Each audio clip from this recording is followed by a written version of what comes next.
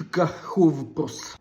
Косата често се накъсва от носене на очила в косата. Принципно, ако се е постригвала преди един месец, това означава, че се е постригвала август.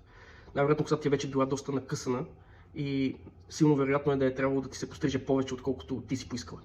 И затова така се получава. Тоест не постригваш колкото е нужно, отиваш на море, където най-вероятно не си пазила косата от слънцето или не си носила шапка. Или не дай си Боже, си ходила вързана на плаж. По този начин косата ти се изсушила още повече и съответно, когато се изсуши много една коса, тя лесно се заплита, оттам лесно се къса.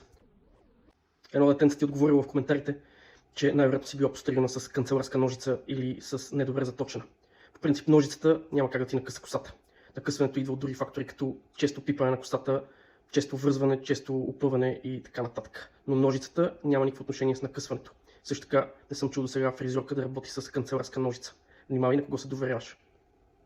Аз те съветвам да правиш маски и също така да си пазиш косата. Да няма връзваш и да няма опъваш често. Също така и да избягваш пипането. Това беше от мене. Чао!